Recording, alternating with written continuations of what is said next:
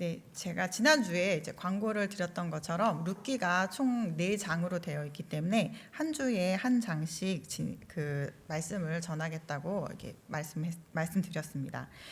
그 룻기 전체에는 하나님의 헤세드 사랑이 흐르고 있습니다. 우리가 그 지난주에 그래서 시간을 들여서 헤세드라는 뜻이 어떤 뜻인지를 좀 자세히 살펴보았습니다.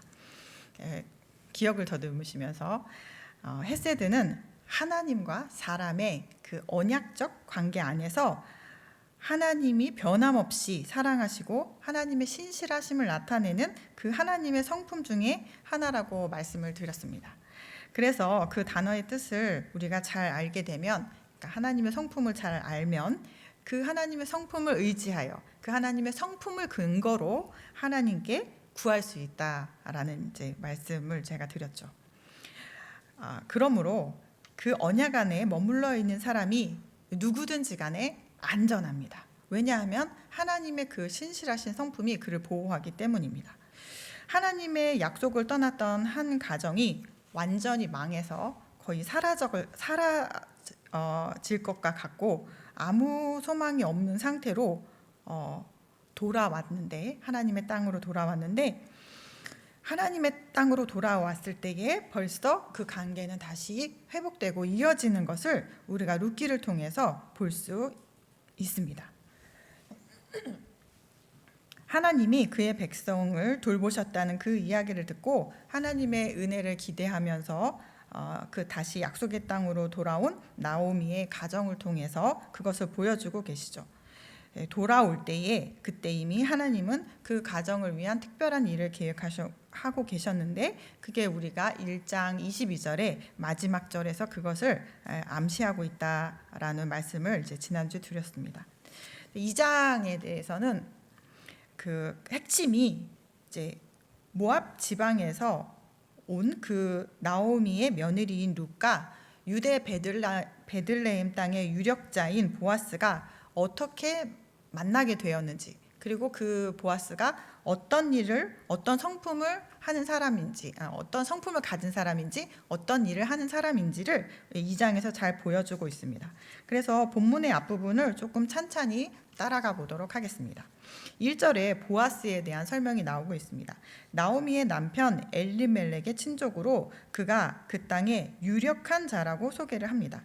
이 유력한 자라는 걸로 번역된 히브리어 언어가 하일이라는 단어인데요. 이 단어는 원래 그 신체적으로도 힘이 세고 또 사회적으로도 위치가 있고 경제적으로도 좀 강할 때 이런 말을 씁니다. 이 단어를요. 그리고 군사적으로 힘을 갖고 있을 때 또 이 단어를 씁니다. 그러니까 보아스를 이 유력한이라는 단어로 설명했을 때 보아스의 성품, 또 사회적 지위, 경제력까지도 가늠할 수 있는 것이죠. 자, 그런데 그 1절에 이어서 바로 나오는 2절에 어떻게 시작하고 있냐면 모압 여인 룻이라고 되어 있습니다. 그러니까 앞에 유력한, 유대 땅의 유력한 사람 보아스와 이방 여인이라는 이 사실을, 이방 여인 룻을 의도적으로 대조시키고 있다는 뜻이죠. 그러니까 이 사람들이 어울리지 않는 사람들이 지금 만남을 갖게 되었다는 것을 성경이 의도적으로 이렇게 대조해서 우리에게 가르쳐주고 있다는 뜻입니다. 이 당시에는 과부가 할 수 있는 일이 거의 없었습니다. 그래서 성경의 구약이든 신약이든지 간에 하나님은 과부와 고아를 돌보라고 특별하게 말씀을 하셨죠. 이들은 다른 사람이 돌보지 않으면 스스로는 살아갈 방법이 없는 사회적인 약자이기 때문에 하나님도 특별히 당부하신 것입니다. 이방인 과부 룻은 그가 할 수 있는 일을 찾아서 시어머니에게 허락을 구합니다. 그러니까 남의 밭에 가서 이삭을 줍는 일이 과부가 할 수 있는 유일한 부끄럽지 않은 일이었던 거죠. 그 레위기 19장 9절에서 10절은 하나님께서 가난한 자들을 위해서 곡식을 거둘 때 다 거두지 말고 떨어진 이삭도 줍지 말라고 기록을 하고 있습니다. 그래서 룻은 남의 밭에 가서 추수할 때 그 떨어진 이삭을 주우러 간 것입니다. 아무것도 가진 것도 없고요, 아는 사람도 없고, 그리고 낯선 땅, 그 차별이 그냥 이렇게 보편화되어 있는 그런 자기가 그런 대우를 받는 사람이라는 것을 알고 룻이 할 수 있는 유일한 방법은 남의 밭에 가서 이삭을 줍는 거. 지금 이 일을 이제 하기 위해서 갔습니다. 룻은 아무 불평을 하지 않았습니다. 시어머니에게 내가 그 일을 하러 나갔다 오겠다고 허락을 구하고 집을 나선 거죠. 근데 자기가 할 수 있는 그 유일한 일을 하기 위해서 불평 없이 그 집을 나설 때에 그때에 하나님도 이 여자를 위한 일을 하십니다. 성경에서는 하나님이 일을 하셨다라고 직접적으로 말하는 부분이 하나도 없습니다. 그러나 성경을 읽는 우리에게 이건 하나님의 손인데? 라고 암시하는 부분들이 있다는 것이죠. 바로 이어지는 3절인데요. 룻이 가서 베는 자를 따라 밭에서 이삭을 줍는데 우연히 엘리멜렉 친족 보아스에 속한 밭에 이르렀더라. 허금하는 밭 중에 우연히 보아스의 밭에 갔답니다. 두 번째로는요. 이어지는 4절인데요. 시작이 마침 보아스가 베들레헴에서부터 왔다고 되어 있습니다. 딴 때도 아니고 하필 그때에 우연히 룻은 보아스의 밭에 갔고 마침 거기 밭에 계속 있었던 사람이 아닌데 보아스가 베들레헴에서부터 왔다는 것을 성경이 이렇게 아주 짧은 단어로 우리에게 가르쳐주고 있죠. 여기서 마침이라고 번역된 이 히브리어 말은 그런데 봐봐 이런 뜻이에요. 그러니까 히브리어 언어로는 감탄하는 말이 들어가 있습니다. 그런데 봐봐 이렇게 너무 신기해 이런 의미를 가지고 있습니다. 그러니까 우연히 연속이 이렇게 두 번이나 같이 연달아서 이루어지는 게 되게 놀라운 일이야 라는 것을 성경이 우리에게 가르쳐주고 있다는 뜻입니다. 게다가 보아스가 밭에서 이삭을 줍는 사람들 중에 못 보던 여자를 봤다는 이것도 좀 신기합니다. 어쩌면 그날따라 이삭을 줍는 사람이 한 사람이었을 수도 있습니다. 그런데 저는 원래 저만 그런지 모르겠는데 저랑 이렇게 직접적인 관계가 없으면 남이 뭘 하든지 별로 신경 쓰지 않거든요. 그래서 주변에서 누가 어떤 사람이 와서 뭐 쓰레기를 줍든 이삭을 줍든 뭐 나랑 관계 없으면 내 식솔이 아니면 크게 관심을 두지 않는데 보아스는 그렇지 않습니다. 이 보아스의 눈에 이 여자가 눈에 들어왔던 것이죠.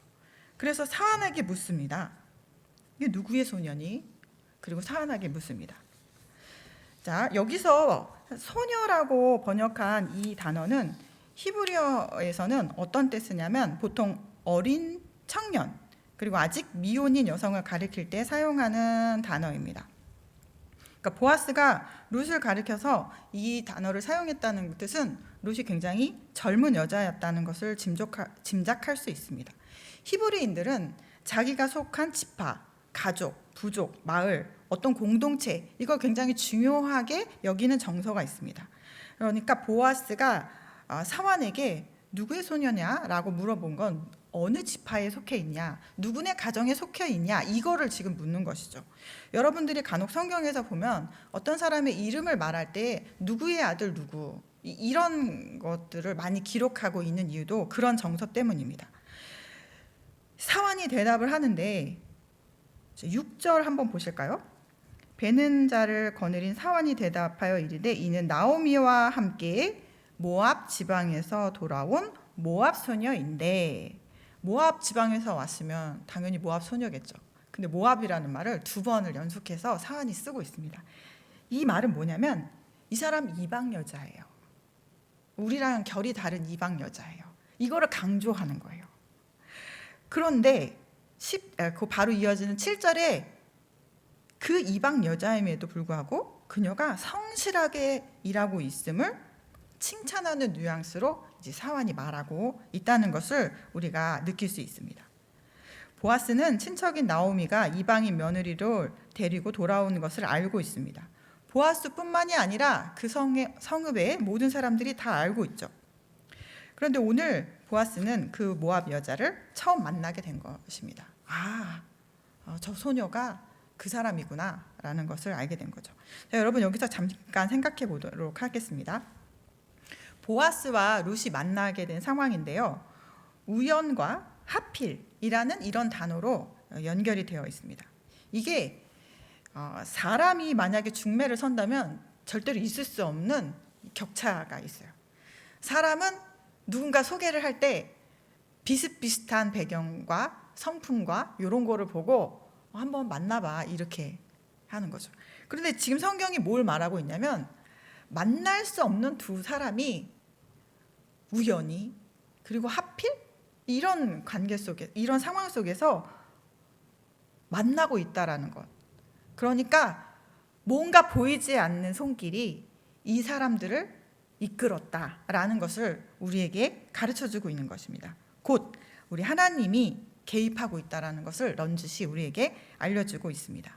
이제 8절부터 16절까지는 보아스와 룻에 대한 대화의 그 내용들이 있습니다. 그리고 보아스의 덕이 어떤지, 그 성품이 어떤지를 알 수 있는 그런 부분들입니다. 8절에 이삭을 주우러 이제 그 보아스가 룻이 자기 친족 엘리멜렉의 며느리라는 사실을 알고 난 다음에 룻에게 하는 말입니다. 8절에 이삭을 주우러 다른 밭에 가지 마라. 그리고 나의 소년들과 함께 있으라고 하죠. 그러니까 다른 밭에 가지 않아도 내가 너를 살필 수 있을 만큼 충분히 이삭을 줄 수 있다라는 것을 암시합니다. 또 9절에 그들이 베는 밭을 보고 그들을 따르라. 내가 소년들에게 명령하여 너를 건드리지 말라 하였느니라. 이 말 속에는 이방 과부는 도와줄 사람이 없거든요. 그러니까 힘이 없는 이 여자가 사실 유대 사람들에게 어떤 식으로든 괴롭힘을 당할 수 있습니다. 그러니까 그게 이제 왕따일 수도 있고요. 실질적인 괴롭힘일 수도 있어요. 그런데 그런 것들로부터 내가 너를 보호하겠다라는 보아스의 마음인 것이죠. 또 아무것도 의지할 거 없고 도와줄 사람도 없는 룻에게 마치 식솔처럼 내 소년들이 떠온 그 물을 마시라고 이야기해 주는 것입니다. 너를 내 식솔처럼 내가 돌보겠다 이렇게 이야기하고 있는 것이죠. 이에 룻이 엎드려서 땅에 대고 절을 합니다. 나는 이방 여자이거늘 당신께서 어떻게 이렇게 내게 은혜를 베푸십니까? 나를 왜 돌보십니까? 이렇게 룻이 질문하고 있죠. 룻은 보아스가 누군지를 모르는 상황에서 이방 여자인 자신에게 베푸는 보아스의 호의가 너무나 놀랍고 너무나 당황스러웠습니다. 왜 나에게 이런 호의를 베푸니까? 보아스가 대답하죠. 네 남편이 죽은 후로 내가 시어머니에게 행한 모든 일을 모든 것과 내 부모와 고국을 떠나 전에 알지 못하던 백성에게로 온 일이 내게 분명히 알려졌느니라. 그리고 12절에 이렇게 말합니다. 여호와께서 내가 행한 일에 보답하시기를 원하며 이스라엘의 하나님 여호와께서 그의 날개 아래에 보호를 받으러 온 내게 온전한 상 주시기를 원하노라 하는지라. 어쩌면 이 12절에 보아스가 룻에게 한 이 말씀이 2장 전체의 핵심 문장일 것입니다. 이스라엘의 하나님 여호와께서 그의 날개 아래에 보호받으러 온 네게 상 주시기를 원하노라 이렇게 말한 것이요. 그리고 계속됩니다. 식사할 때에 보아스는 룻에게 와서 내 떡을 먹으라고 합니다. 또 그 떡을 초에 찍으라고 하는데요. 이 초라는 것은요. 여기 중동에서는 음식을 먹을 때에 포도주를 발효시킨 음료가 있는데 약간 신맛이 더 강하게 나는 음료라서 거기다 떡을 찍어서 먹으면 이제 소화가 잘 되도록 돕는 그런 음식이라고 합니다. 그러니까 이거 너도 사용해. 내가 허락할게. 이렇게 되는 것이죠. 마치 식구처럼 우리 룻을 내 식구야 라고 이렇게 룻에게 알려주는 것과 같은 보혜의 손길 그리고 자비를 멈추지 않습니다. 룻이 이삭을 주우러 갈 때는 또 다른 사람에게 명령해서 곡식단 사이에서 주우라고 하고 그녀를 책망하지 말라고 이렇게 룻이 없는 데에서 당부를 하고 있습니다. 그러니까 최소한의 어떤 가난한 자의 자존심을 지켜주고 있는 것이죠. 다른 사람을 배려할 때도 그냥 돕는 것이 아니라 그 사람의 마음에 상처기가 나지 않는 그런 방법으로 돕고 있는 우리 보아스의 그런 성품을 보게 됩니다. 자, 보아스가 말하는 것과 행동을 보면 여러분 누가 떠오르십니까? 보아스의 자비는 하나님이 돌보시는 것과 같은 모습입니다. 보아스가 이런 은혜를 롯에게 베푼 이유는 어떤 인간적인 동정심이나 숨겨진 다른 뜻이 아니라 부모와 고국을 떠나 알지 못하는 백성에게로 와서 여호와의 날개 아래에 보호받으려는 그 롯에게 작은아마 하나님을 대신해서 자신이 할 수 있는 그 은혜를 롯에게 행하고 있는 것입니다. 롯에게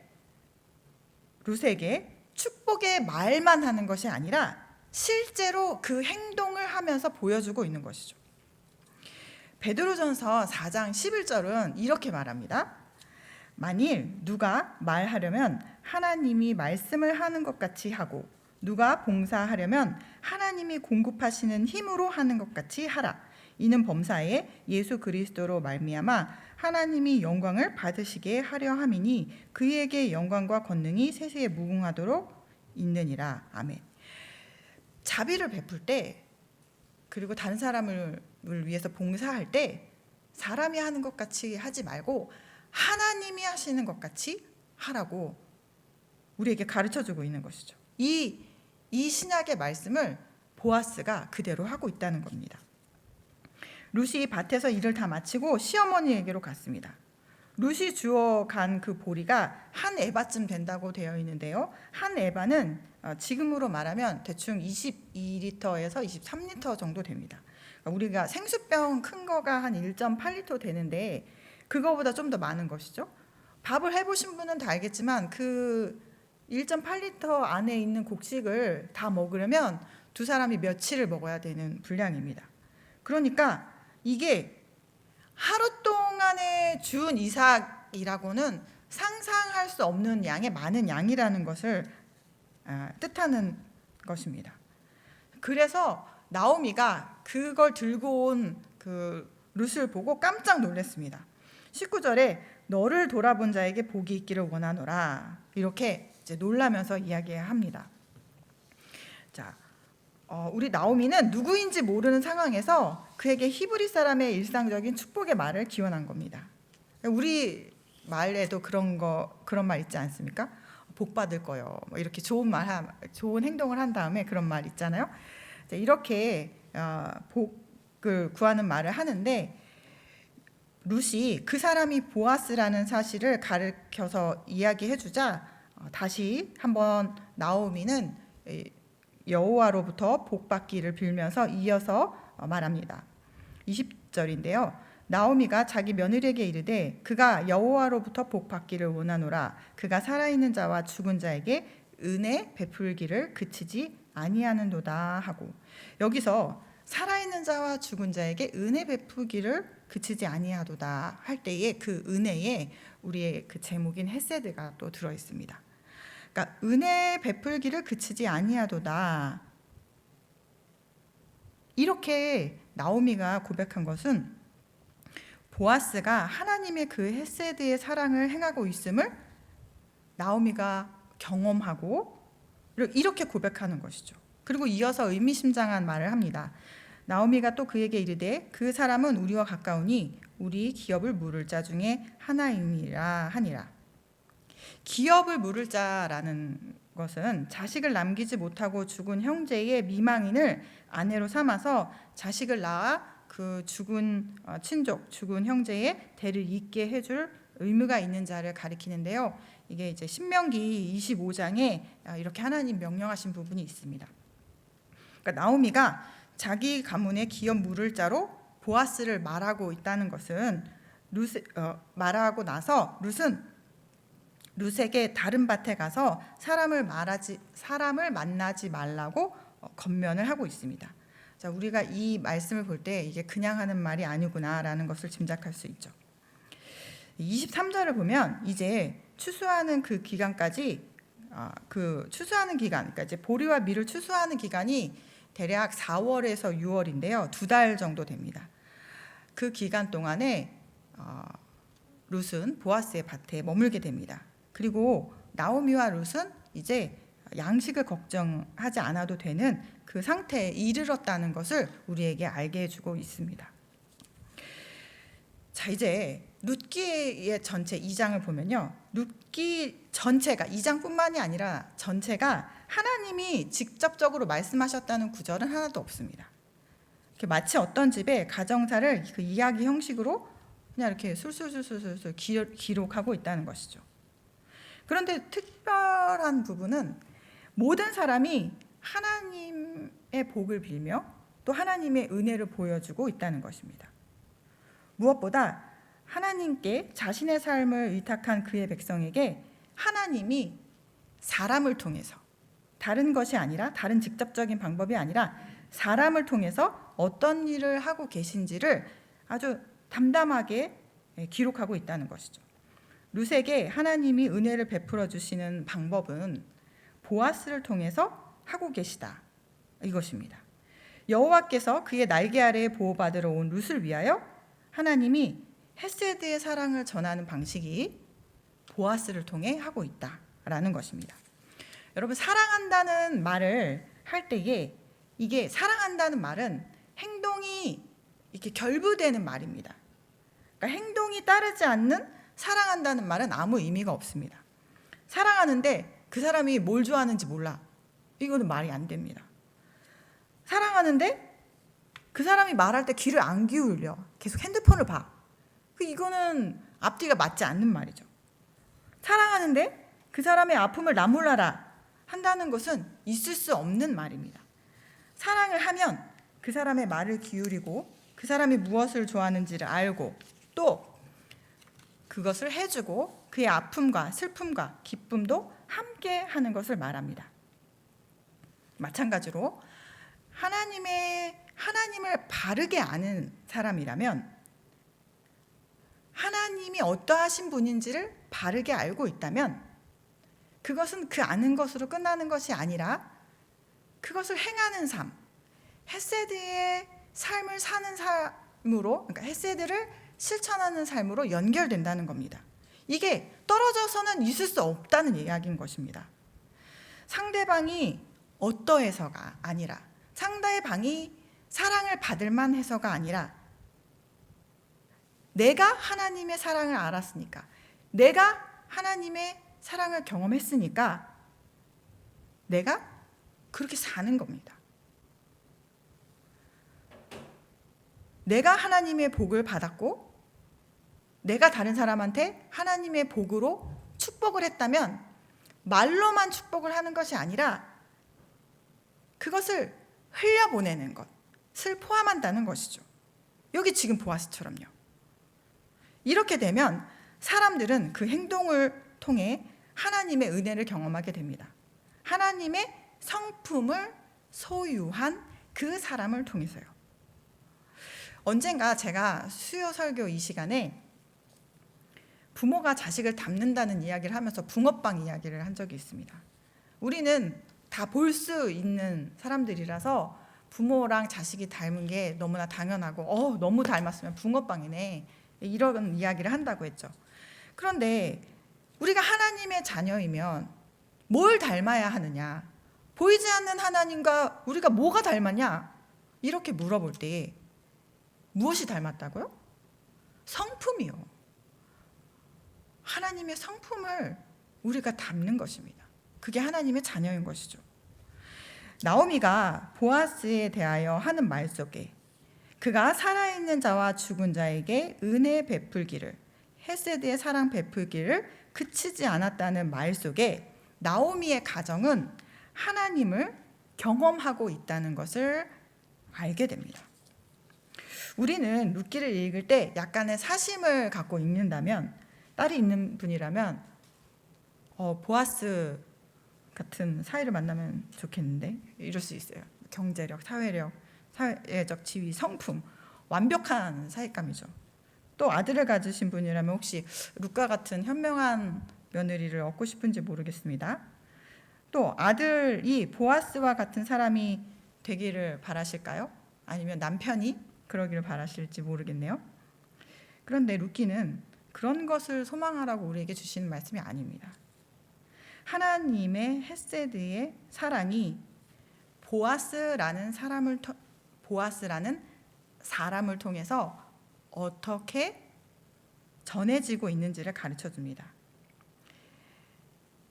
자신이 아무것도 할 수 없고 절망의 자리에서 다른 어떤 것도 소망할 수 없는 그 가운데에서 하나님의 보호를, 그 은혜를 바라면서 나아가는 자에게 하나님이 도우시는 방법이 하나님의 어떤 직접적인 음성이 아니라, 또는 까마귀를 보내서 먹을 것을 직접 주는 방식이 아니라 하나님의 헤세드의 성품을 가진 보아스를 통해서 그거를 베풀고 있다는 것을 우리에게 가르쳐주고 있다는 것이죠. 그러면 이제 두 가지가 확실해집니다. 이제 말씀을 정리할 건데요. 한 가지는 우리의 일상에서 주의 보호 아래 있기를 바라는 그 어떤 사람이든지 간에 하나님의 은혜 아래 있는 사람에게 하나님은 은혜를 거두시지 않는다는 사실입니다. 그리고 또 다른 하나는 우연히, 마침이라는 하나님만 하실 수 있는 그 때를 만들어서 사람을 통해서 그 일을 하신다는 사실이죠. 여러분, 하나님의 그 은혜의 날개 아래 있기를 사모하시기를 바랍니다. 그리고 다른 사람에게 하나님이 어디 계신지를 여러분의 삶으로 나타내 주십시오. 하나님의 성품으로요. 하나님이 여러분을 통해 영광을 받으실 것입니다. 그러면 우리의 존재의 이유, 저의 존재의 이유, 또 우리 성도님들의 존재의 이유 뭐냐면 하나님께 영광을 돌리기 위해 창조되었다는 그 존재의 이유요. 그것에 충실한 상태가 되며 우리가 하나님께 영광을 돌리는 존재로 만들어져서 그 일을 충실히 감당할 때에 거기에 가장 큰 만족이 있다는 사실입니다. 여러분들이 또 제가 주 안에서 이 복을 충분히 누리면서 하나님의 헤세드의 사랑을 전하는 그런 모든 주의 백성들 되기를 축원합니다.